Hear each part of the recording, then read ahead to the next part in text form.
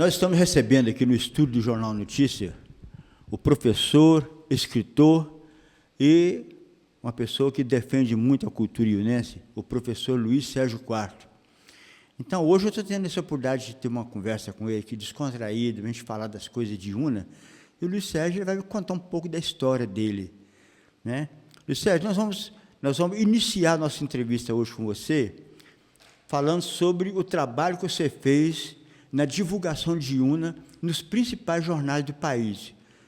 Eu me lembro que você escreveu para vários jornais e você impunha, nesses textos que você publicava, a cultura, a força de Iuna, né? Eu queria que você falasse um pouquinho sobre quais os jornais que você publicou e o que você publicou, qual a intenção sua. Bom dia, boa tarde, boa noite, como dizem, né?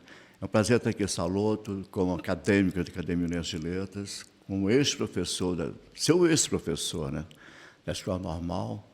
Bom, é o seguinte, eu tinha 17 anos, eu acho que eu já tinha uma veia jornalística. E havia um jornal do Dirceu Cardoso, chamado O Município. E o Dirceu era um deputado que não fazia nada por Iuna, mas tinha 1.000 e tantos votos. E tinha no jornal dele várias colunas, Castelo, Muniz Freire, Alegre, Colatina e Cachoeiro. Eu, então, um dia tive uma ideia, por que não Iuna? Aí eu passei a escrever Noticiário de Iuna. Só que naquela época da ditadura, não sei porquê, a maioria dos correspondentes não botava nome. Eu saí 3 anos no município, só assim, do correspondente de Iuna. Isso era comum no JB, no Globo, né? Só tinha um de Castelo que impunha o nome dele, né? Um de Castelo. E, enfim, aí eu comecei a escrever aos 17 anos, de 64 a 66. Foi muito bom, porque vinha pelo correio 60 exemplares ou 50 exemplares. Eu mesmo distribuía. Às vezes eu deixava no correio e o carteiro entregava nas casas. Como eu era pequenininho, as pessoas iam lá no correio buscar o jornal. Foi aí que o Iuna começou a aparecer na imprensa, que foi o município era lido em todo o estado, né? E eu fazia coisa incrível no jornal. Por exemplo, na época do Checo, ele ficou meio chateado comigo, porque na minha coluna eu fiquei escrevendo assim, cidade civilizada, cidade arborizada, toda semana. Um fim ele esquentou, mandou buscar um caminhão de árvore e plantou num dia só. Só que as árvores... Isso foi qual administração? Qual prefeito? João Rios. Ah, o João Rios, chefe. João Rios. E ele, nunca esqueço essa cena, quando ele me esperou no Rio Coutinho. Aí, rapaz, está satisfeito agora? Quer dizer, ele arborizou a cidade para me calar. E eu sofri também outra crítica do prefeito de Iguaçuí, porque eu fiz um artigo para o município falando que Iguaçuí era uma pedra no caminho de Iuna. Realmente é. Nós perdemos no governo Lino, nós perdemos a Superintendência da Educação para Iguaçuí, perdemos a Polícia Ambiental, o Banco do Brasil, eles não queriam de jeito nenhum aqui. E então, na minha coluna, eu dava bola preta e bola branca, imitando Ibrahim Suede. Bola preta para as coisas ruins, né? Fulano não fez isso, não fez aquilo, e bola branca dando os parabéns. E essa crônica que eu escrevi, eu tinha 20 anos. O papai foi chamado lá no gabinete do prefeito. Ele estava chateado comigo, sentiu-se ofendido, porque eu falei isso. Ele realmente cometeu um grande erro. Brigado com o Vicente, ele não deixava médico parar na Santa Casa. Até isso nós perdemos. Vinha um médico para cá, ele tirava e levava para Iguaçuí. Então, minha crônica foi verdadeira, não disse nada demais, mas ofendeu a ele. E outra que causou polêmica foi o Dr. Rondeli Serrão. Ele era meu professor de psicologia, e nós tínhamos, a única coisa em Iuna, no verão, nas férias, era o SRI. E nós tínhamos chá dançante, ou no sábado ou no domingo. Deu uma chuva, perdemos a eletrola. E o doutor Vanderlei estava em Iriri. Aí o Eduardo Scardini falou: Luiz Sérgio, bota na sua coluna, que é um absurdo. A Petróleo, menino, isso deu uma confusão também enorme. Doutor Mandeli foi lá em casa, vou mostrar aquele moleque quem eu sou, e ele realmente mostrou quem ele era. Ele construiu o SRI. E só ficou de bem comigo quando estava pronto o clube. Então, foi bom, que eu acho, você que é jornalista, eu acho que a imprensa faz muito. Ela tem que mostrar o lado positivo, o lado negativo. Eu sou muito crítico. Eu sempre achei crítico e tímido. Era tímido até 18 anos, quando eu assumi o Grêmio Estudantil. Eu me lembro de Zé Olímpio era presidente, sei que lá, da UEI, União Estudantil Unense. E eu fui presidente do Grêmio do curso normal. E o João Vicente do curso de contabilidade. Foi aí que eu me abri mais para o público, fiz até gincana no SRI. Depois que eu escrevi para o Jornal Notícia, eu dei uma parada, porque eu fui para Cachoeiro. Então, parei de escrever, porque não tinha telefone aqui, não tinha comunicação, era tudo por carta. Eu parei de escrever. Aí passei a colaborar com a Tribuna. Eu me lembro que a primeira reportagem foi com o Nayan Alcuri, que para mim foi um grande prefeito, um grande inovador. E eu usava muito os jornais de Cachoeiro. Eu dei uma manchete para o Arauto, quando o Mário Andreasa veio em Ibatiba para vistoriar a estrada. E eu liguei para o Arauto e falei, olha, Andreasa vai estar amanhã lá em Una. Aí o jornal publicou em manchete, Andreasa hoje em Una. Porque em Una só tinha notícia na página policial. Eu acho que eu consegui tirar. Quando eu passei a escrever em 1977, eu morava em Una, minhas crônicas iam pelo correio. Naquela época, a máquina de escrever e papel carbono. Eu escrevia, mandava o original para quem? Gutmann Uchoa de Mendonça. Mandava para a casa dele e para a Tribuna eu mandava para o Sérgio Ricardo Egito. Todas as crônicas de março a dezembro foram publicadas. E era um espaço pequeno na Gazeta. E eu não era conhecido, eu não morava em Vitória. Assim que eu mudei para Vitória, eu assumi, continuei na Gazeta, na Tribuna, escrevendo, e entrei para a Gazetinha, com as histórias da Velha Goiabeira. Durante 6 anos, 78, 84. Também eu tinha uma coluna que eu escrevia, está até nesse livro aqui. Eu publiquei agora as colunas que eu fazia para a Gazetinha.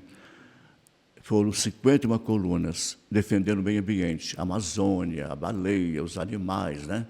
Uma época em que a criança não tinha o que tem hoje. Ela tem mais informações, né? Ela tem o tablet, ela tem tudo, né? Ela tem todos os meios, né, para comunicar. Naquela época era jornal. E nós tínhamos um público enorme de jornal. A Gazetinha chegava, tinha 20 mil exemplares, né? Para a Vitória, nos anos 80, era muito. E eu criei um cupom, está nesse livro aqui, a criança recortava o cupom, preenchia e mandava o cupom na Gazetinha. Então, tornaram-se sócios da Velha Goiabeira.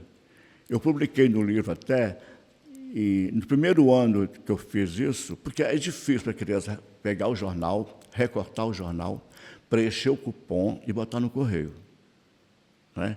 Mesmo assim, no ano de... foi 79, se eu não me engano, foi em 83, nós já tínhamos recebido mais de 100 sócios. Vitória com 75, Vila Velha com 14, Cariacica com 11, Viana com 9, Serra com 7 e Una com 6. Né? Então, isso foi muito bom para mim, porque eu sou um pedagogo e talvez por isso eu, ligado a didática, essas coisas, eu, para mim, fazia parte de um grupo Arte Postal, que era um grupo do mimeógrafo. E muita gente fazia jornal sobre isso e tal. Então, por eu ter chegado à Gazetinha, e eu fiquei ainda na Tribuna Livre, até 94, participei muito com a Márcia Figueira, O Que Você Está Lendo. Na Tribuna, eu fui primeiro resenhista de livros infantis, em 80, na Tribuna. Eu me lembro que a primeira resenha da grande Ana Maria Machado, que foi presidente da Academia Brasileira de Letras, ela estreou em 79, 80. A primeira resenha dela, assim, eu publiquei na Tribuna, né? E, então, quer dizer, eu continuei na Gazetinha, fazendo resenhas, A Velha Goiabeira. Foi na Gazetinha que eu publiquei meus primeiros poemas, e os poemas viraram livros. O Sol de Naná foi um, Os Abelhudos foi outro, Os Pardais da Capital. Era um poema tão pequenininho, em 79, que eu nunca achava que ia virar livro. Um dia, lecionando em São Mateus, para ser Unis, um aluno meu falou assim: professor Sérgio, vamos publicar Os Pardais da Capital? Eu falei: mas como? É um poema, vai dar nem 5 páginas. Mas ele é um bom editor, ele é livreiro, então eu aumentei o texto, mas esse texto já tinha saído na Folhinha de São Paulo. Eu nem sabia, eu estava dando aula no Instituto de Educação, um aluno falou: professor Sérgio, eu vi o seu poema Os Pardais da Folha de São Paulo. Eu não comprava, porque Jardim da Penha não chegava à Folha de São Paulo, só para ir do canto e no centro. Aí eu pedi a ela o jornal. Quando eu vi, quem ilustrou? Maurício de Souza. E quando o Maurício foi em Vitória, eu fiz questão de dar a ele Os Pardais, que ele ilustrou. Eu fiz a cópia direitinho e tal, né? Então, minha carreira no jornal foi isso. Foi bom, mas eu tive, assim, um grande padrinho. Eu sempre agradeço a Darcy Pacheco de Queiroz, pela Gazetinha. Agradeço muito a Gleci Coutinho. Quando cheguei com a Gleci, primeira repórter mulher da televisão, eu cheguei na Gazeta, muito tímido, entreguei ela 4 historinhas da Velha Goiabeira. Ela não falou nada. Ela só falou assim: até que, enfim, apareceu um escritor infantil para criança no Espírito Santo. Porque até então, Saloto, ninguém escrevia para criança. Você via o Renato Pacheco, uma vez ou outra, você via Hermógenes, Lima da Fonseca, você via o meu Elton, a Idene Colucci, mas não tinha ninguém que assumisse. E você sabe que eu sofri muito preconceito, porque muitos escritores acadêmicos, eles acham que escrever para criança é uma coisa simples, fácil, que qualquer um faz, mas não faz. O Vicente Guimarães, eu entrevistei ele para a Gazetinha, o tio dele era o João Guimarães Rosa, que nunca conseguiu fazer um texto infantil. Pediu ao sobrinho dele, ao Vicente. Porque, eu não sei, tem diferença. O Ziraldo era bom para criança, mas o Jorge Amado não era, Machado de Assis nunca foi. Então, cada um no seu galho, cada um no seu campo. Machado de Assis jamais, por exemplo, Rubem Braga fazia crônica, ele faz muito bem. Ele jamais quis fazer romance. Então, cada um tem seu estilo, e eu, graças a Deus... Você editou quantos livros, Sérgio? 15. 15 livros. 15. E todos eles são destinados à literatura infantil? Não. Não, né? Não. Por exemplo, infantil são 6. São 6. Eu tenho 8 inéditos, sabe? Agora, eu tenho 12 livros inéditos que ainda não tive coragem de publicar, está muito difícil agora. As coisas mudaram muito, né? E meu primeiro livro foi em 80, você lembra? Foi Os Manacás São Floridos, que é o meu livro, até hoje, mais badalado, mais falado. Os Manacás é o primeiro? Não, foi primeiro em 80, 1980. Depois... Por que você dedicou esse livro com o título Os Manacás São Floridos? E Unas tinha muito manacás na época? Não tinha. Manacá é uma flor até hoje indesejada. Ninguém gosta. Eu tive agora o desprazer de ir em Guarapari, na Praça de Guarapari, eles derrubaram 36 pés de manacás. Em Una, na pracinha da rodoviária, no governo do Erivelto, derrubaram 8. Eu não sei. O que o manacás tem que as pessoas não gostam dele? No meu livro, Os Manacás, eu não trouxe agora para te mostrar. Eu explico por quê, na 3ª edição. Porque eu coloco que Manacá é flor de seresteiro, de mocinha apaixonada, de poeta. Aí, quando até o Roberto Carlos Cardini queria botar Iuna dos Manacás, eu falei assim: olha, Iuna é terra do café. Quem dá dinheiro é o café, quem dá projeção em Iuna é o café, não é Manacá. Não é como Gramado ou tem Hortência. Na minha cabeça, se Gramado tem Hortência e é famosa, Iuna pode ser famosa que Manacá. Mas não é. Não adianta você querer impor uma coisa assim. Mas eu tive o prazer de ver muita gente em Una plantando manacá depois do livro. Eu vou no Quilombo tem, no Pito tem muito. Agora eu passei na Beira Rio, o Lúcio plantou uns 4 ou 5 pés ali. Mas Iuna não assumiu completamente que é dos manacás. Podia ser, mas não é. Isso começou, foi no Rio Coutinho, em 77. Eu estava subindo a ladeira, estava da aula, senti aquele cheiro, aquela fragrância. Eu não sabia que vinha do jardim da minha avó. Porque a minha avó tirou o manacá do quintal. Porque ele ficava no quintal. Você lembra aquela música? Não, daquele morro tem um pé de manacá, nós vamos casar, nós vamos para lá. Não, daquele morro. Então, manacá é do pasto, é do morro, é do beco. Não é de jardim. E a minha avó plantou no jardim. E eu senti aquele cheiro assim. Eu peguei meu livro, que eu estava subindo o morro. Está aí, o primeiro livro, assim, Os Manacás São Floridos. Foi um insight. Eu escrevi isso em março. A crônica só ficou pronta em novembro. E foi um sucesso, sabe? Eu devo a você, o Miguel Depstalon, quando foi ler o livro, eu disse, Miguel, eu estou em dúvida se eu ponho Os Pés de Manacás Estão Floridos ou só o Sérgio está ótimo. E agora o Jonas Reis, que é presidente da Academia de Vitória, ele publicou em rede social que o título mais bonito dos livros capixabas é Os Manacás São Floridos. Porque eu basei também no Ético Veríssimo. Ele fez um livro não muito bom, mas todo mundo lê. Por quê? O nome do livro é... meu pai, agora fugiu o nome. É um livro de uma flor também. Olhai os lírios do campo. Todo mundo lia esse livro do Érico por causa do título. Olhai os lírios do campo. Aliás, você indicava esse livro quando você lecionava? Eu indicava. Eu sempre lecionava indicando textos, livros. Eu sempre banquei a literatura em sala de aula. E, Sérgio, Os Pardais da Capital reporta o quê? Olha, é o meu livro mais vendido. Se eu te disser que esse livro até hoje é recomendado, está na 5ª edição. Ele começou, nem sei como, ele começou assim, eu morando no Pégaso, no Jardim da Penha, saindo de Iuna, deixando a goiabeira do quintal, e eu vi que Jardim da Penha só tinha pardal. E eu me senti um pardal, porque os pardais invadiram a capital. Né? Na minha casa só tinha pardal, e eu, quando escrevi Os Pardais, eu nem pensei nos meninos de rua. Né? Mas aí... o Francisco Aurélio faz um texto muito bonito, ele adapta, ele vê os pardais. Mas antes do Francisco Aurélio escrever esse texto, que foi 2 páginas até, alguém do projeto Viagem pela Literatura, é um grupo Ataque Cardíaco. Esse grupo é muito bom. O rapaz é da Paraíba e tudo, um grande teatrólogo. Ele fez a peça para Fafi. Eu fui assistir, levei um choque, porque quando eu cheguei, eu não vi passarinho. Eu vi meninos de rua. Porque ele viu os pardais intrometidos, atrevidos, ninguém gosta, ninguém liga. E eles fizeram um trabalho tão bonito na Costa Pereira.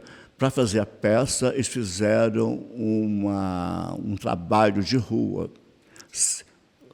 Os atores foram para a rua com meninos de rua. E a peça foi um maior sucesso. Ela foi para o Teatro de Vitória, ficou mais de um mês em cartaz, 8 semanas em cartaz, e a peça era toda com meninos de rua vestidos de saco de estopa. Eu, na hora, fiquei meio assim, mas eu aceitei. Por quê? Não mudaram o texto. O texto era o mesmo, não havia uma vírgula, nada do texto. E a peça é 45 minutos. E o mais importante da peça foi o cenário. Só tinha uma lata de lixo, uma escada e mais nada.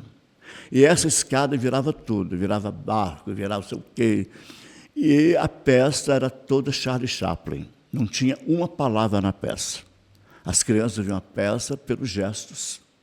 Os meninos se rejeitavam no McDonald's, a mulher comendo sanduíche, ela fecha o vidro do carro, os pardais namorando, tinha hora que a escada virava canoa.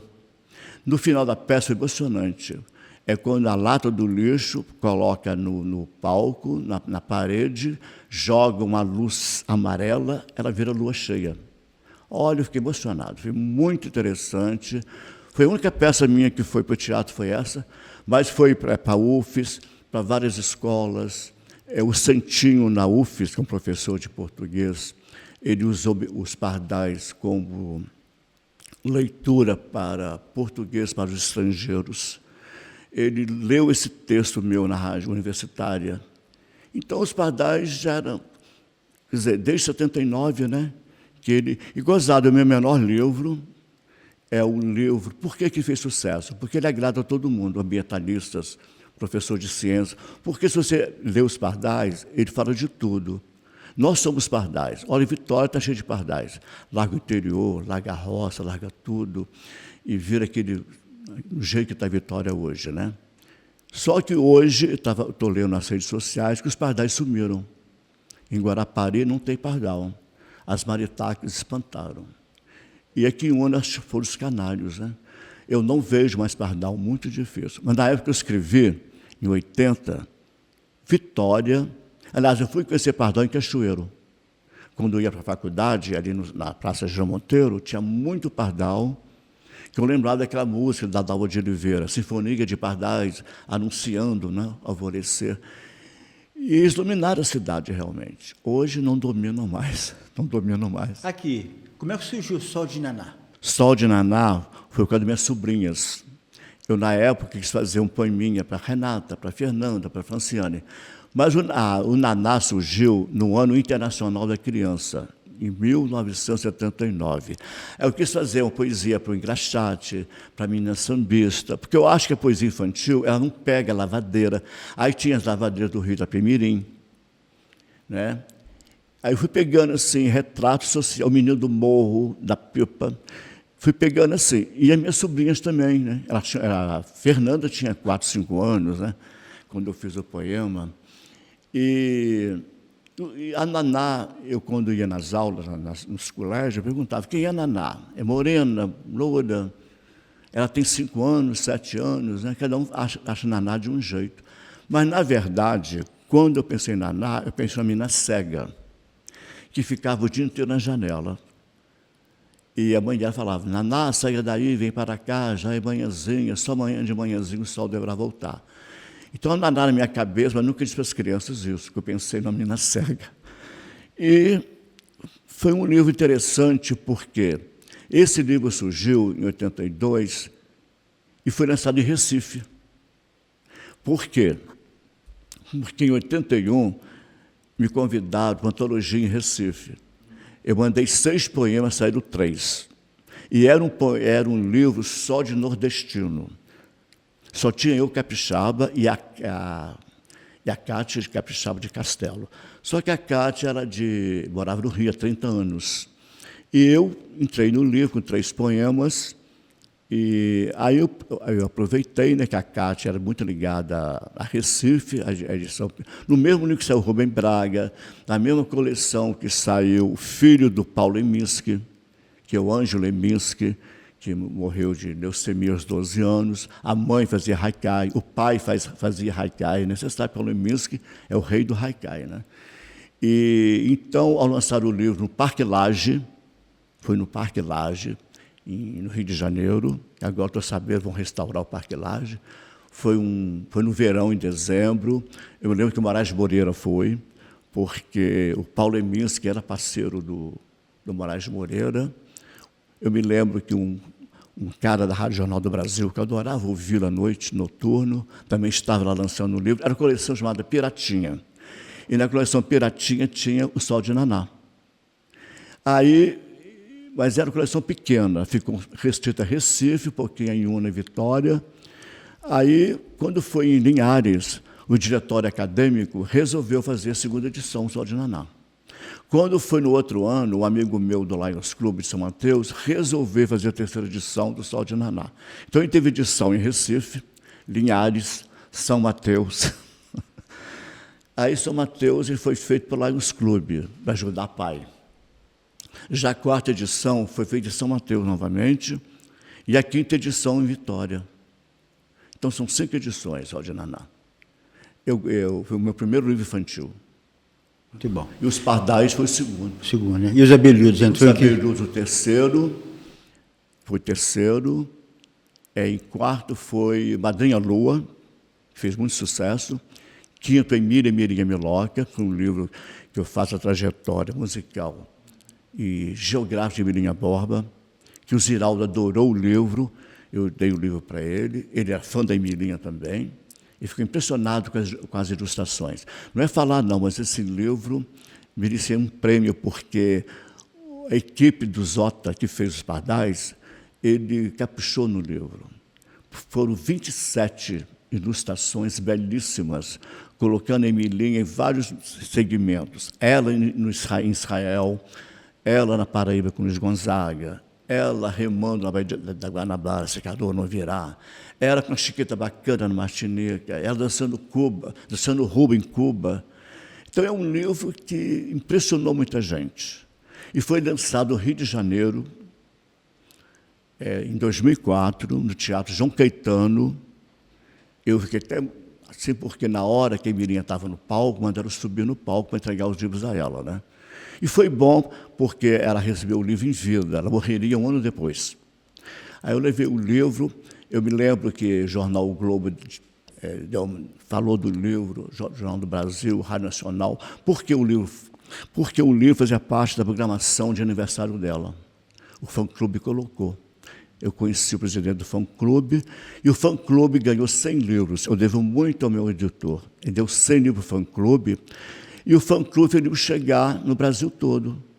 Foi o único livro meu que chegou no Piauí, chegou em Araxá. Teve fã da Emilinha da Paraíba, que comprou 10 exemplares. Outra de São Paulo comprou 5 exemplares.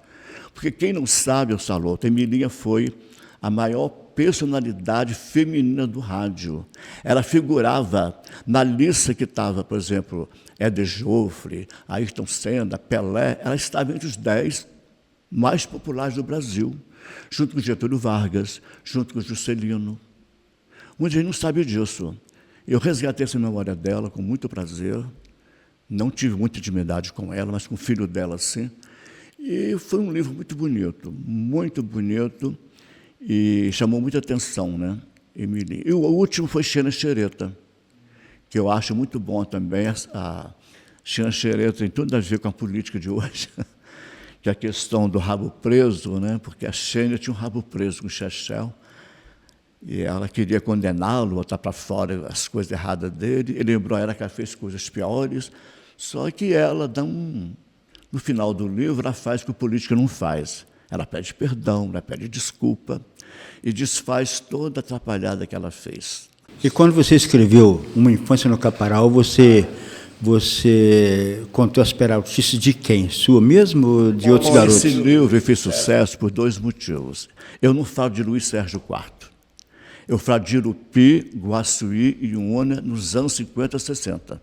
Eu me coloco um personagem, mas, na verdade, ele tem de Seu Cardoso, tem a Revista do Rádio, tem a TV Tupi, tem o Carequinha, tem o Namoro da Minha Mãe, tem as coisas de Irupi, tem a violência da época, a escola rígida, castradora, né, que te punia muito. Então, um livro agradou por isso. Tem o Rubem Braga, quando vai a Guaçuí pela primeira vez, se apaixona por Guaçuí, porque eu morei em Guaçuí. Eu falo muito da minha rua, Monsenhor Miguel Sanches, né, que eu morei lá 2 anos. Aí eu falo dos moradores de lá. Enfim, eu cito 220 nomes. Chico Aurélio ficou abobalhado, porque quando eu falei para ele que eu não pesquisei, eu não entrevistei, foi nível de memória. Eu cito o nome de gente que tem empregada da minha mãe, empregada da mãe do governador Chiquinho, que era nossa vizinha. Eu conto coisas assim. Então, um livro agradou, porque eu falo, tem um capítulo da minha avó, que a minha avó foi uma grande figura em uma Dona Julieta, e muito para Frentex na época, em termos de tudo. Então, eu falo de todo mundo no livro. Então, o livro ficou, especificamente, ele não ficou a minha biografia só. E eu transito, o livro começa por Guaçuí e não começa por Irupi. Aí passo por Irupi, passo por Iuna, volto em Irupi, vai para Guaçuí de novo. Então ficou até na minha entrada para o ginásio, eu não entro na fase adolescente. Aí eu fui cobrado a fazer a segunda parte do livro. Mas eu não quis fazer porque você tem que falar de muita gente e pode ferir a dignidade de muita gente. Do meu pai e da minha mãe, por exemplo, eu procurei não falar muita coisa na época. E a única cena mais forte do meu pai é quando ele joga um jarro d'água na Vera, lá em Guaçuí, porque estava nervoso, não podia conversar na mesa. Eu fiquei revoltado com aquilo, né? Porque além de jogar o jarro d'água nela, ele não deixou ela trocar de roupa, teve que almoçar toda molhada. Então, essa parte eu contei, outras coisinhas também da época que aconteceram, não comigo, né? O tapa na cara que meu irmão levou da professora Tininim, isso me marcou muito. Eu vi a escola muito terrível, muito. Eu me lembro do Machado de Assis contando, ele apanhando de palmatória, Drummond contando que na sala dele, quem errasse a tabuada tinha que usar uma orelha de burro na cabeça.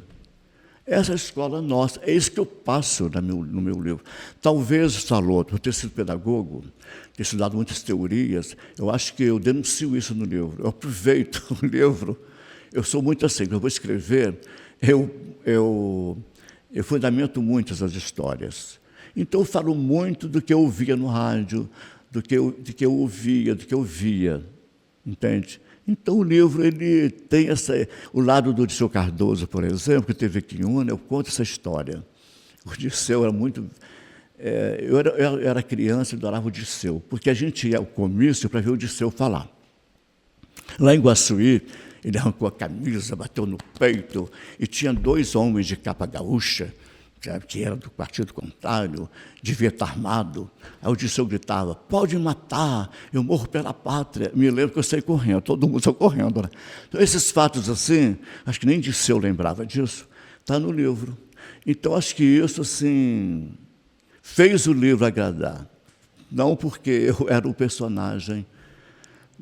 É difícil. Você tem uma história de vida, escreveu muito, escreve bem, é reconhecido. Quem que você reconhece mais como bom escritor aqui em Una? Olha, do Espírito Santo tem vários, né? Em Una, eu já li vários, né? Mas ninguém superou Michel Antônio Soneto. Sabe por quê, Salotto? Um homem que morou na roça. Em 1955, ele é premiado pela Rádio Nacional, num concurso do programa César de Alencar. Ele ficou em 3º e 5º lugar. Imagine quantas mil poesias surgiram. E era um concurso patrocinado pelo Leite de Rosas. E o programa era Leite de Rosas e o poema tinha que ser sobre rosa. E eu nunca fiz soneto, não sou bom poeta para isso. Então, Michel, para mim, ele figura entre os bons, o pioneiro que eu acho. Não é que ele seja o maior. Foi o primeiro a escrever, né? Foi o primeiro a publicar em Una, do governo Zé Protes. Me parece que a Câmara ajudou ele, com muita dificuldade ajudou. Foi lançado na Câmara. Em 58 ele lançou o livro. Eu tinha 10 anos de idade. Né? Bom, eu não sei dizer. Por exemplo, eu já li várias crônicas daqui de Una. Eu gostei até que a Jaciara escreveu umas crônicas boas naquele livro que foi feito pela academia. O Beto eu acho bacana porque ele é historiador. Ele é mais historiador do que outra coisa. Eu acho que ele resgatou em Una a partir do livro da Intendência e Competência, porque ninguém falava nisso. Ele também me ajudou muito no livro Mês de Maio em Una, que foi um livro que eu quis fazer com a Tia Statucci. Aí eu convidei o Beto para entrar no livro, porque ele tinha publicado no Comunicato várias séries sobre a Igreja Católica em Una. Então, eu acho que em história ele é ímpar. Eu acho que Haikai é disparado a Matusalém. Matusalém não conhecia Haikai. Quando eu fiz 50 anos, eu trouxe Miguel aqui. Miguel perguntou a ele no almoço, Matusalém, você conhece Haikai? Não, nunca vi. O Miguel deu umas aulas para ele, menino, ele tornou-se um mestre em Haikai. E ele me impressiona muito pelas poesias que ele fala da infância, aquela coisa toda que ele escreve muito bem, não é? Eu acho também que muita gente, em Una, a maioria escreve, o Bill também. O Bill, eu sempre vi muito o Bill no início, quando a pessoa escreveu, Bill, fala mais do quilombo, fala mais das coisas que ninguém fala, porque eu acho que literatura é isso. Você falar de, quando eu fui falar sobre Una, foi o seguinte, se Raquel de Queiroz defende o Nordeste, se o Érico é do Rio Grande do Sul, o Jorge Amado só fala na Bahia, porque se a Bahia é conhecida hoje, agradeço ao Jorge Amado, e o Dorival Caymmi, que é o Caymmi na música e o Jorge Amado na literatura. Jorge Amado fez a gente gostar de coisas que a gente nem gostava, né? Que é o candomblé, que é a coisa da Umbanda, aquela coisa de saveiro, aquela coisa de sertão, né? E depois teve muitos outros, né? O Rio de Janeiro é cheio de cronistas bons, que fez você gostar do Rio. Eu gosto quando fala, Sérgio, eu aprendi coisa de Una no seu livro. Eu gostei da Emilinha quando li seu livro. Porque a literatura faz isso. Eu sou muito sério e muito dramático às vezes. Eu queria ser mais irônico, como Fernando Sabino foi. Quando eu escrevo uma crônica muito romântica, é Rubem Braga. Quando eu escrevo uma crônica para criança, ou poesia, eu me sinto Cecília Meirelles. Até o Chico fez uma crítica uma vez no meu livro, fez várias críticas boas e tal, e falou que eu estava calcado em Cecília Meirelles. E estava certo. Eu passei a fazer poesias depois que eu li O Isto ou Aquilo, que para mim é o melhor livro infantil para criança da Cecília Meirelles. Mas eu não conhecia a Henriqueta Lisboa, que eu descobri que a Henriqueta, em 1947, no ano que eu nasci, ela escreveu Madrinha Lua. Eu nem sabia que ela tinha feito esse livro Madrinha Lua. E eu fiz depois Madrinha Lua, só que com outro contexto, né? Madrinha Lua, para mim, uma denúncia às crianças de rua, e eu sofria muito em Vitória vendo o que eles faziam com os meninos de rua, né? Um deles foi um guarda queimar eles em Camburi, dormindo. Sérgio, a Academia Espírito Santense de Letras, né, você já teve a oportunidade de entrar na academia, ou já foi convidado alguma vez? Já. A primeira vez, eu estou no negócio, Saloto, eu sou contra, como o Jô Soares foi. O Jô falou, enquanto a academia tiver política, tiver eleição, eu não entro. Eu acho que a academia é pelo currículo. Entende?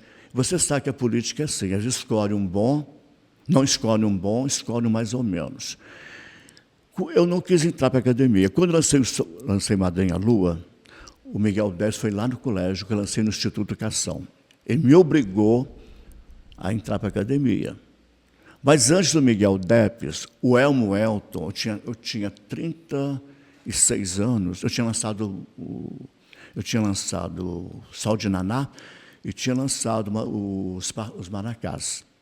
Naquela época do Elmo, ele podia indicar um nome, não tinha eleição. Ele indicava seu nome e eles aprovavam o seu nome, né? E o Elmo é uma pessoa, né, que tinha um certo grau de tudo. Aí o Elmo me indicou assim, Elmo, não vou entrar não, eu sou muito novo, nem 50 anos eu tenho 2 livros. Aí ele chamou, até morreu agora, ele chamou outra pessoa, agora fiz o nome dele, depois eu lembro. Se você não entrar, eu vou chamar fulano de tal. Bittencourt, Gabriel Bittencourt, entrou no meu lugar. Até eu fui na posse de Gabriel. Depois, passado um tempo, o Miguel foi atrás de mim em 98, quando eu lancei Madrinha Lua. Aí eu me inscrevi na última hora, mas eu não fiz campanha.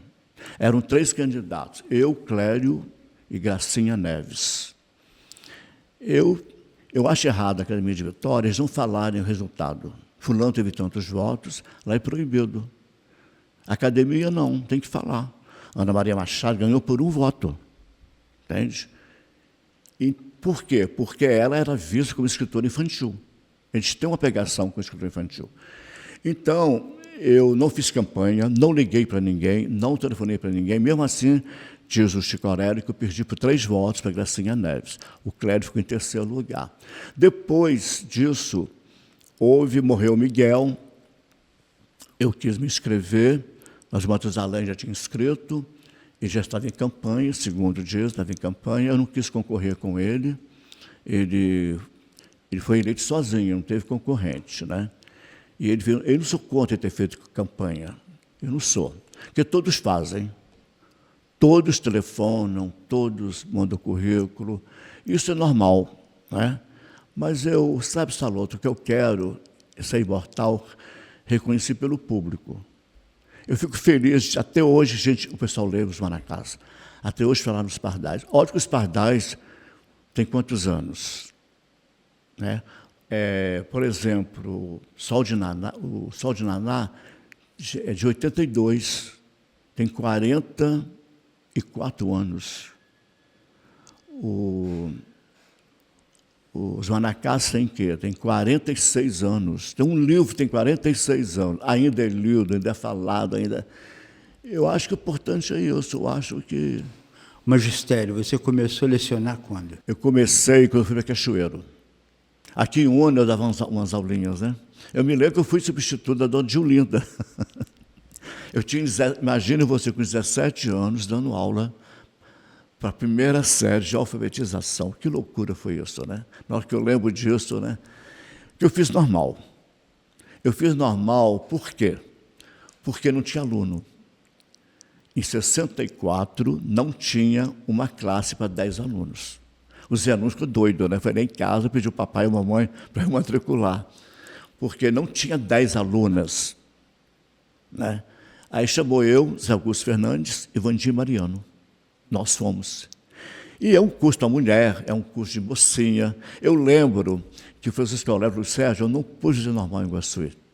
Lá era proibido homem fazer curso normal. Eu só me conformei quando eu soube que o Ulisses Guimarães fez. Porque era um curso para mulher. Então, eu fiz curso normal, eu já tinha vocação. E ali no curso normal, eu vi que eu queria ser professor. Meu pai era contra a beça. Eu fiz curso normal e fui fazer pedagogia. Porque quem me fez fazer pedagogia foi o curso normal. Cheguei em Cachoeiro, passei em primeiro lugar. Eu nunca esqueço disso, estudando sozinho aqui em Una, sem cursinho, sem nada. Era um vestibular discursivo, não era marcar com X. Aí eu fui dar aula, sabe aonde? Rio Novo do Sul, para pagar minha faculdade. Eu ia de ônibus todo dia, ia voltar para Rio Novo. Fui dar aula com 19 anos de idade para terceiro magistério. Aí fiquei em Rio Novo até terminar o curso. Só que, quando terminei o curso, eu já estava nomeado para a cadeira de didática. Porque em 69 eu fiz concurso para o Estado, graças ao Cristiano Dias Lopes. Ele teve a ideia de dar concurso para estudante de filosofia, para geografia, história, pedagogia. Então, quem estava no segundo ano como eu, podia fazer o concurso, mas não podia assumir a cadeira. Então, eu já terminei o curso sabendo que eu ia dar aula no Estado. E a minha cadeira foi Una. Aí depois você foi para a Universidade Federal, né? Não, depois eu vim para a Iuna, assumi a cadeira aqui, lecionei em 71, 72, 73, 74 eu saí, fui para Linhares. E na UFS eu fiz um curso de pós-graduação. Aí eu voltei para a Iuna em 75, 76, 77. 78 eu volto para Vitória, entro em remoção e assumo o Instituto de Educação. E em 90 eu termino o mestrado. Em 99, por aí, 92, 94, eu entro para Linhares. Fiquei 13 anos em Linhares, lecionando para pedagogia. 13 anos. E nesse período de Linhares, eu lecionei 2 na FAESA, para pedagogia, e lecionei 2 para FAVI, no curso de turismo, pedagogia, sabe? E em Linhares eu fiquei 13 anos, até me aposentar no Estado. A mudança da LDB da educação, depois de 64, ela melhorou, piorou ou a educação não alterou nada com a mudança da LDB? Ela piorou, sabe por quê, Saloto? Eu fui dar aula em São Mateus, alfabetização para pedagogia. Lá era da UFES, né? CEUNI da UFES. Eu era professor substituto. Eu tinha uma aluna chamada Benedita. Era professora lá em São Mateus. Foi a única que aderiu ao bloco único. O professor não gosta de inovação. Não acredita. Tanto é que o bloco único era para ser um sucesso. Os professores rejeitaram. Lá em São Mateus, só Benedita aceitou. Então, achei tão importante o depoimento da Benedita que eu fiz um artigo para a revista FAESA sobre ela. E chamei a Benedita para ir a Linhares falar para minhas alunas, porque Linhares era assim, 50% ou 60% era de fora. Então, quem ia para Linhares estudar? A Grande Vitória. Era um professor do Estado, MAP1, que não podia fazer UFES. Aí eu levei a Benedita para mostrar para minhas alunas por que ela fez sucesso com o Bloco Único. E eu peguei, na minha escola, instituto, uma caixa fechada com o Bloco Único, que nem distribuído foi. Então, eu não culpo o governo, às vezes. Eu culpo o professor que não quer mudar. Por quê? Agora, por exemplo, eu trabalhei muito tempo com ensino médio. O ensino médio sempre foi, desde o Império, desde os anos 30, 40, o patinho feio. Ele está esmagado entre o primário e o superior. E o governo brasileiro, ele faz do ensino um funil de cima para baixo. Ele investe no superior, mas não investe no médio e não investe muito menos no curso primário. Tanto é que a professora primária sempre ganhou pouco. E nós, no ensino médio, pouco também. Agora o governo federal criou o pé de meia, que pelo menos, em tese, fez com que aumentasse as matrículas no ensino médio. Por quê? Quando eu pegava meu diário em Vitória, chegava em maio, junho, em cada diário meu tinha 10 desistentes. Eu tinha 10 diários, 100 desistentes. Isso na minha escola. Imagina outras escolas do Estado. Então, houve erro que eu achei também na pedagogia, quando criaram supervisão, orientação, e criou... Aí o que aconteceu? O pedagogo que orientava o professor nas suas aulas, que planejava com ele virou inspetor. Foi uma coisa horrorosa. Lá no Instituto, a supervisora abriu a minha porta, professor Sérgio, eu quero o diário pronto amanhã, sem falta. Desse jeito. Acabou. Porque nós copiamos muito os Estados Unidos. Olha o polivalente, coisa horrorosa aqui em Una. Fizeram o prédio igual dos Estados Unidos, como a neve cai por cima, um calor danado. Inventaram coisas que não cabiam ao Brasil. Então está na hora de pensar. Nós tivemos grandes avanços, né? Paulo Freire um pouco, Darcy Ribeiro foi muito bacana, mas a coisa vai e vem. A coisa não evolui no Brasil, ela para. Então, está muito difícil hoje formar professores. O curso normal acabou. Luiz Sérgio, quando eu iniciei na escola primária, que antigamente era da primeira à quarta série, a gente chegava na escola aos 7, 8 anos, né? 3 meses era aprender coordenação motora e logo começava a aprender matemática, português, verbo, etc., né? Hoje eu fico observando, a criança chega na creche aos 3 anos de idade e ali ela já começa a aprender alguma coisa, depois começa uma coisa... E o que está acontecendo? Que a criança chega no 4º, 5º ano e não sabe ler e não sabe escrever. O método de alfabetização mudou e dificulta o professor trabalhar, dificulta o aluno aprender. Por que hoje a alfabetização não flui com tanta facilidade como acontecia na época passada? São vários fatores, né? Hoje eu vejo a criança no restaurante de 2 anos, ela não almoça, ela almoça com tablet. Eu acho que a criança está vendo muito e ouvindo pouco. A professora não canta cantiga de roda, não tem parlenda, não tem poesia, não conta mais história para as crianças, teatro infantil está acabando. E isso ajudava na alfabetização. Por exemplo, o Zé Nunes, no curso normal, a gente tinha todo mês obrigação de fazer uma redação. Aqui no curso normal, quando eu fui diretor, eu não deixava aula vaga. Não deixava. Faltou professor, eu pegava as 40 revistas das seleções, distribuía. Vocês vão ler um artigo e fazer um resumo. Eu aprendi a ler lendo seleções, lendo jornal. Eu acho que a leitura física está acabando. Isso está atrapalhando. Eu ouvi muito rádio. Eu acho que a audição faz falta. O professor perdeu a aula expositiva. Por quê? Você pega a escola, aqui em Una mesmo tem duas, você sabe quais são, e tem muitas. O professor não é mais dono da sala de aula, tiraram dele a autoridade. Eu dava aula para você lembra disso? Eu li o texto que eu queria, eu falava o que eu queria, eu indicava os autores que eu achava melhor. Hoje você pega tudo pronto e acabado. O professor tem que dar conta no bimestre daquilo ali. Então, o professor, ele é um repassador de conteúdos. Ele não é mais transmissor. Ele não faz o que eu fazia até o ano 2000. Não faz. Na UFES, eu fui dar aula prática na UFES, eu fui reprovado. Eu disse, o culpado foi Carlos Drummond de Andrade, que eu começo minha aula com uma poesia. E o professor, pasmem, que ficou em segundo lugar, ele deu aula sentado em cima da mesa. E era de didática. Na minha cabeça, isso não passa. O professor subiu em cima da mesa, imitando aquele filme dos poetas vivos, eu acho ridículo. Para o cinema, tudo bem. Né? Já pensou se subir em cima da mesa, dançar? Eu sou tradicional, eu sou liberal, mas sou tradicional.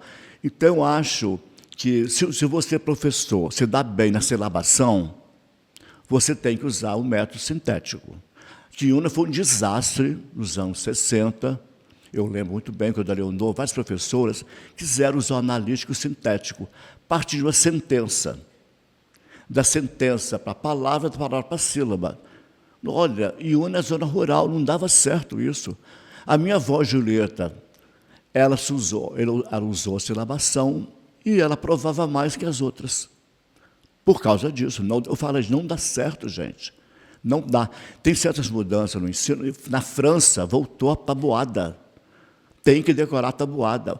Agora, na França, para passar de ano, você tem que ler 3 a 5 escritores franceses. Então, está faltando leitura. Ninguém lê Jorge Amado mais, ninguém lê O Pequeno Príncipe mais, ninguém lê nada. Eu fico assim, eu fui na de Olinda, até me espantei, que eu cheguei lá, que eu vi o número de crianças para ir no livro. Eu até estranhei, porque não tá acontecendo isso. As bibliotecas estão fechando, as livrarias estão fechando, e o professor Saloto, ele lê pouco. Eu não tenho vergonha de falar isso. O professor não lê. Eu conheço colegas meus que só leem a matéria. Eu tive professor na UFES que usava material já gasto, que estava guardado no armário. Você via pelo grampo amarelado. Então, tem coisas absurdas. O professor hoje perdeu aquela vontade na sala de aula de vibrar, sabe, de contar uma história. Ele está perdendo isso. Por quê? Tem professor que está com medo de dar aula. A sociedade não está ajudando, os pais não estão ajudando. Você não pode chamar a atenção de um aluno. Eu acho que a criança hoje, ela vai para a sala com muitas informações. Porque haver muita televisão, todas elas têm o seu tablet, todas elas têm comunicação e não escrevem. Tem criança que não assina o nome no trabalho. Tira a assinatura. Entende? Então, tem que voltar a cópia, tem que voltar o ditado, tem que voltar a tabuada, tem que voltar o cantinho da novidade, que eu fazia aqui no meu jardim de infância, que você chegava toda segunda-feira, cada um contava a novidade, porque a criança falando, o que é que ela fez no feriado, o que é que ela viu na fazenda, ela pode desenhar o que ela viu. Está faltando isso, está faltando habilidades, atitudes, eu ensinei muito isso, você foi meu aluno, ensinei muito isso na matéria didática dos estudos sociais. Então, está faltando bons professores, por quê? Desde o ano 2000, fecharam o Instituto de Educação de Vitória. Nós formávamos 400 normalistas por ano. Mesmo que 10% fosse dar aula, era muita gente. Acabou o curso normal. Eu vejo gente fazendo pedagogia pela internet e não faz prática, não faz estágio. Como vai ser pedagogo? Então, a educação está, assim, precisando de uma reforma enorme, em todos os sentidos. Luiz Sérgio, essa lei do governo aí de proibir o celular na sala de aula, você é a favor ou contra? Seminário? Não, usar o celular na sala de aula. Usar o celular como... Eu sou contra usar. Melhorou muito depois que tirou o celular. Tinha mãe, Saloto, que fazia prova junto com o aluno. Ele ligava para a mãe dele, mamãe, quem fez isso? É letra A, letra B, letra C. Já houve isso.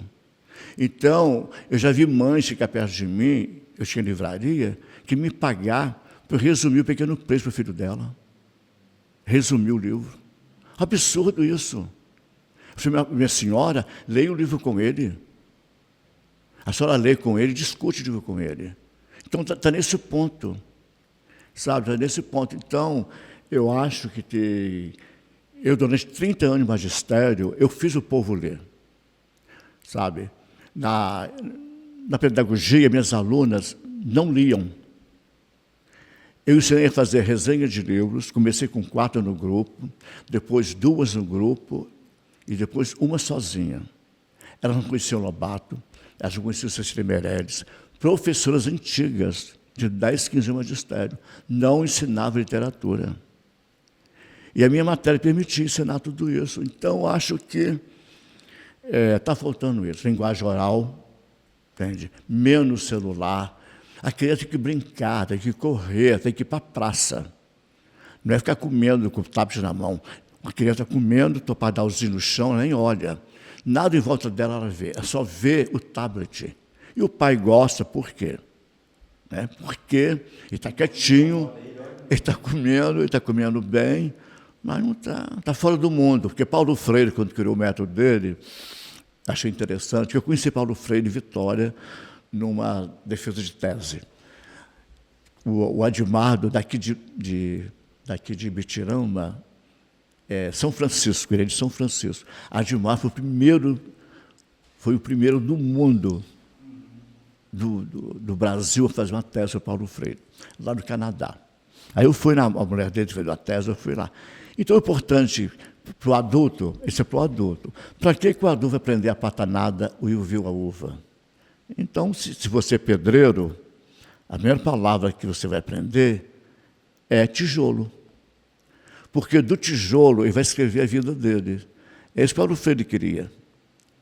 Mas o medo que eles tinham, os empresários, de ver o seu empregado muito consciente, muito querendo fazer sindicato, essas coisas, né? E os pedreiros a tijolo.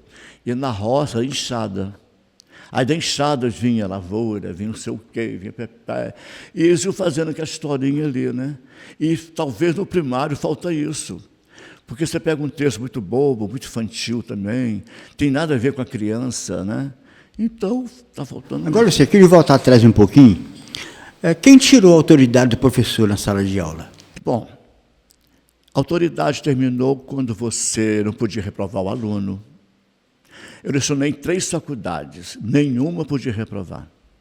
Nenhuma. Aí eu disse para a coordenadora, eu tenho uma aluna aqui, analfabeta, eu sei que ela passa por cola. Ela fez 3 habilitações, administração, supervisão, e fez uma outra, acho que, imagine, 3 habilitações ela fez. Eu falei assim, olha, fulana, nas minhas 2 matérias, ela não passa com 7. Para mim, ela é reprovada. Ela passa com 5, para ela saber que ela não sabe nada. E era diretora de escola. A que ponto chegamos?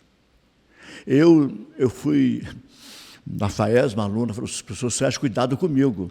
Já tirei 3 professores. O senhor pode ser o 4º. Porque ela não queria aceitar minhas normas. Ela queria 6 num grupo e não deixava. E eu fui, no fim do ano, à rua. Eu e mais 4.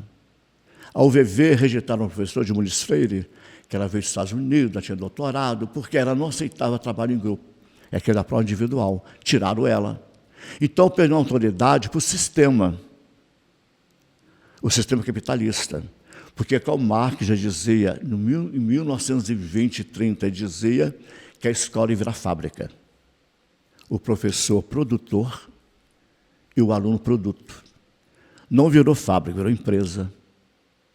Hoje, esses cursos que eu dei uma vez, ele é voltado para a empresa que faz o currículo, porque ela já quer que você saia da faculdade para entrar naquela empresa daquele jeito, daquele sistema. Então, por que os alunos brigam com a gente lá em Vitória, no estadual, porque eles querem o currículo do cursinho. Eles não querem psicologia, eles não querem filosofia, eles não querem sociologia. Eu quase apanhava a minha aula de sociologia. Eles odiavam filosofia. Dizia, gente, essa matéria é educação para a vida. Vocês são jovens. Eles queriam mais biologia, mais química, mais física, para passar no vestibular. Então, perdeu o sentido do ensino médio. Virou uma questão de vestibular. Depois que criaram os cursinhos, Alegre, Castelo, que tinha bons científicos, não tem mais. Não tem mais. Porque, quando você estudava antigamente, eu fazia normal para ser professor, quem fazia clássico ia fazer letras, história, geografia, ou advogado, direito. Quem fazia científico ia ser médico, ia ser engenheiro, ia ser farmacêutico. Agora mudou. Né? Que eu acho um erro você fazer pedagogia e fazer física e química no vestibular. Em Cachoeiro nós fizemos história, português e psicologia, que é a matéria básica de pedagogia. Para que física e química? Então a coisa está assim, em todo sentido, eu acho que está mal. O que está salvando o Brasil, acho que o Enem está muito bom. Eu acho que está levando o aluno agora para fazer 1 ano, para fazer 2 anos, 3 anos, acumula pontos. Está levando eles a lerem um pouquinho. O Enem já foi uma melhorada, tomara que o pé de miga dê certo.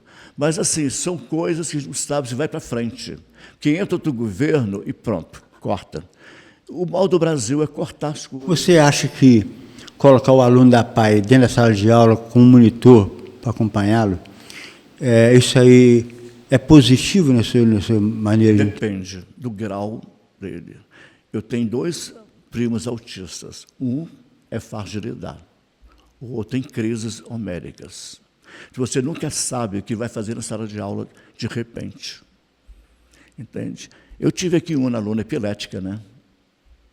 Que desmaiava na sala de aula. Só isso já trazia um transtorno. Eu não sou contra, eu acho que a educação especial tem que ter abertura. Eu adoro a PAI, sempre dei apoio para a PAI. Mas, assim, se nós temos problema com o professor lecionando para alunos que não são especiais, imagine para o especial. Porque é muito difícil lidar. Os pais... Eu tenho lá em Vitória, tem um grupo de pais autistas. Meu primo foi um que ajudou a fundar. Os pais têm que aprender, a lidar com seus próprios filhos. Para o professor é mais difícil, eu acho, porque o professor tem 28 alunos, entra um da PAI, como é que vai dar atenção especial? Agora, se tiver um monitor adaptado, acompanhando, né, seria muito bom. Agora, você não pode também afastar a criança da sociedade, tem que compartilhar. E o autismo hoje está crescendo muito. E tem vários tipos de autismo. Tem adulto autismo que vira médico. Tem vários tipos de autismo. Eu não sabia disso. Tem graus altíssimos, né, que não se recupera, que ele ainda é agressivo, que ele ainda tem muitas emoções, que ele ainda, o mundo dele é o mundo dele, né, fechado ali. Mas são crianças maravilhosas, têm um coração bom. E tem um país aí, não sei se é Japão, que a criança não faz prova nenhuma até 10 anos. Não faz exercício nenhum. Só depois de 10 anos. Tem escola, não sei se aonde, que está ensinando etiquetas, ensinando empatia, ensinando a conviver. Porque temos que ensinar isso, porque o mundo está muito egoísta, né? Você pega o Facebook, você vê cada coisa horrorosa escrita. Para que xingar fulano, xingar Beltrano, se ele tem uma ideologia, tem outra? Então, essa maldade, esse foco de ódio está atrapalhando o nosso mundo. Essa ideologia de gênero, que tanto se fala no momento, o que você acha que isso vai... Onde vai parar isso? Olha, eu acho assim, a criança ela não se incomoda com muito isso. O adulto que tem muito preconceito. A criança aceita tudo. Eu já fui criança e aceitava todo tipo de menino na sala de aula. O agressivo, o gago, o efeminado, o gayzinho. Quem joga isso são os pais. Tem pai que proíbe você andar com fulano, porque fulano é isso, fulano é aquilo. Eu acho que a família precisa voltar para a escola. O que está errado no Brasil é a família. Você me desculpe falar isso, eu não sou pai, mas eu acho que é a família. Os pais não estão sabendo lidar com os filhos. Não estão. Estão sendo muito egoístas, né, nessa fase. Quando eu vi uma cena em Vitória, a professora arrancar o cabelo a mãe arrancar o cabelo da professora, dar tapa na professora. Você não pode hoje, uma atenção de um aluno, você não pode gritar com o aluno, então você tem que gritar. Ah, não pode gritar, não pode balançar, não pode fazer isso, tudo. O aluno pode agredir. Você sabe que em São Paulo mataram um professor com um chaveiro. O menino mirou a testa do professor com um chaveiro. 5, 6 chaves. Ele tem 14 anos. Entende? Então, para o adolescente, no Brasil ele não é preso, ele não vai a júri. Ele pode dirigir, ele pode até votar aos 16 anos, mas não pode ser preso. Então, o nosso país é muito bonzinho em certas... O modelo cívico-militar, então, seria... Ah, não. Eu sou contra essa escola cívico-militar. Não devia ter isso nunca. Nunca. Eu acho que em UNA devia ter tiro de guerra. Porque tiro de guerra é uma coisa... Escola militar é outra. Pelo amor de Deus, escola militar um sentado atrás do outro. Eu lembro que eu fui dar aula em Cachoeiro, os padres eram muito militares. Eu era muito jovem, eu fui mandado embora. O padre achava que eu era muito moderno, porque eu permiti que o aluno levantasse da sala, fosse lá fora, eu dava geografia e mandava fazer minhas provas no mapa mundi. Eles levantavam da cadeira. E o padre Franco achava um absurdo o aluno um atrás do outro, sentadinho, não pode conversar, não pode esbarrar, não pode botar a mão no seu ombro. E um dia o padre me chamou, Luiz Sérgio, não sei o quê. Eu perdi minhas aulas. Mas eu também tem um motivo, né? Era um colégio de padre, eu era o único que não era padre. Então, são certas coisas que... É até bom você reler meu livro, A Infância Caparó, essa parte de escola. Quando eu corri, eu era tão bonzinho, tão quietinho, de que eu corri no corredor, que balançou o soalho, que atrapalhou a diretora, a dona Violeta, ela me prendeu no gabinete 1 hora. Eu fiquei 1 hora preso escrevendo, não devo correr no corredor. Pelo amor de Deus, isso é coisa cívico-militar, pelo amor de Deus. Amar a pátria, gostar da pátria, você usa música, usa carnaval, usa folclore, você usa aula de geografia, isso está na gente nessa luta. Você ser nacionalista, ter brasilidade, isso está na gente. Você pega as músicas do Caymmi, quanto brasilidade, Tom Jobim, Porquinho de Caetano Veloso, tudo está ali. Então não precisa ensinar isso. Ensinar amor, você ensina, mas... Se fosse assim, quem frequenta a igreja... É isso aí. Nós recebemos aqui o professor Luiz Sérgio IV, professor, escritor, jornalista, e nos deu a honra de estar conosco hoje nesse bate-papo legal aqui. Luiz Sérgio, a casa é sua, quando você quiser voltar, é sempre um prazer te receber, tá? O prazer foi meu. Eu te parabenizo não só pelo Jornal Notícia, que ainda é um dos poucos municípios que tem esse jornal em evidência, e a academia que nós ajudamos a fundar, né? Que quando eu fiz 50 anos, que eu chamei Miguel Depes aqui, eu fiz, Miguel, eu queria plantar 50 manacás, fundar o Instituto Histórico Geográfico e a Academia Unesco de Letras. Graças a Deus deu tudo certo. Surgiu a academia, só um instituto que não foi para frente, e os manacás, bem ou mal, estão aí, em várias casas. Então, a gente nasceu para isso, para servir, para fazer a Iuna crescer. Eu venho aqui, me orgulho muito quando pela cidade, é outro gabarito. Eu estou muito orgulhoso quando eu vou nas redes sociais, que todo mundo que vem em Iuna filma, elogia a cidade, sabe? E o Unesco custou muito a autoestima. Né? Custou muito até a autoestima, agora está tendo. O próprio Unesco elogia a sociedade. Isso é muito importante. Então, foi um prazer estar aqui, agradeço a audiência de vocês, o carinho, né? Muito obrigado, então.